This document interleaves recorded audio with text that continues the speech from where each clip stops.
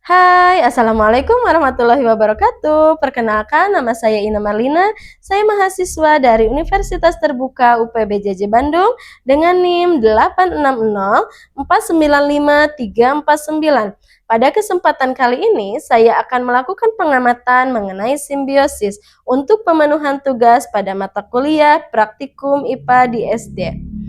Di dunia ini, makhluk hidup saling keterkaitan dengan makhluk hidup lainnya disebut dengan simbiosis. Simbiosis mengacu pada hubungan antara dua organisme yang berbeda yang hidup bersama-sama di lingkungan yang sama. Adapun yang akan saya amati ada 3 simbiosis, yaitu 1. Simbiosis parasitisme, 2. Simbiosis komensalisme, dan 3. Simbiosis mutualisme. Simbiosis parasitisme adalah hubungan antara dua makhluk hidup yang berbeda, di mana satu pihak diuntungkan dan satu pihak lainnya dirugikan. Yang kedua, simbiosis komensalisme adalah hubungan antara dua makhluk hidup yang berbeda, di mana yang satu pihak diuntungkan dan yang pihak lainnya tidak diuntungkan maupun dirugikan. Sedangkan yang ketiga adalah simbiosis mutualisme, adalah hubungan antara dua makhluk hidup yang berbeda di mana keduanya diuntungkan. Yuk kita simak pengamatan saya bersama-sama. Ini adalah contoh dari simbiosis parasitisme di mana terdapat semut pada pohon mangga. Semut diuntungkan karena mendapat tempat hidup dan mangga dirugikan karena nutrisinya terserap oleh semut.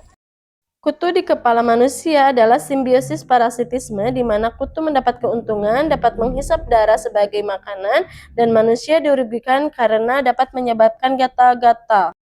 Begitu juga kutu yang terdapat pada hewan kucing adalah simbiosis parasitisme. Nyamuk yang menghisap darah manusia juga termasuk simbiosis parasitisme di mana nyamuk diuntungkan dapat menghisap darah dan manusia dirugikan karena dapat menyebabkan gatal-gatal. Lalat pada sapi juga termasuk simbiosis parasitisme di mana lalat mendapat keuntungan dapat menghisap darah dan sapi dirugikan karena menyebabkan gatal-gatal. Pohon anggrek yang menempel pada pohon mangga termasuk simbiosis komensalisme di mana anggrek diuntungkan karena mendapat tempat hidup dan pohon mangga tidak dirugikan maupun diuntungkan. Tanaman paku yang menempel pada pohon lain juga termasuk simbiosis komensalisme di mana tanaman paku diuntungkan karena mendapat tempat hidup dan pohon lainnya tidak dirugikan maupun diuntungkan. Kupu-kupu yang menempel pada bunga adalah contoh dari simbiosis mutualisme karena keduanya diuntungkan, di mana kupu-kupu mendapat makanan dan bunga terbantu dalam penyerbukan. Cacing dan lidah buaya adalah contoh dari simbiosis mutualisme di mana cacing dapat membantu menggemburkan tanah dan menguraikan bahan organik sehingga nutrisinya lebih mudah diserap oleh akar lidah buaya, sedangkan cacing mendapat keuntungan dengan mendapat tempat tinggal dan makanan.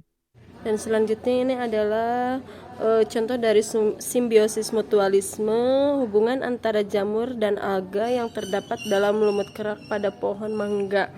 Nah, di sini jamur sebagai kerangka pelindung menyediakan struktur fisik dan menyediakan mineral bagi lingkungan, sedangkan alga melakukan fotosintesis yang menghasilkan nutrisi organik yang esensial bagi kelangsungan hidup kedua organisme tersebut ya.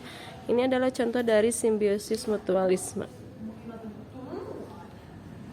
Sarang burung yang berada pada pohon mangga adalah contoh dari simbiosis komensalisme di mana sarang burung dan burung mendapat keuntungan sebagai tempat tinggal dan pohon mangga tidak diuntungkan maupun dirugikan.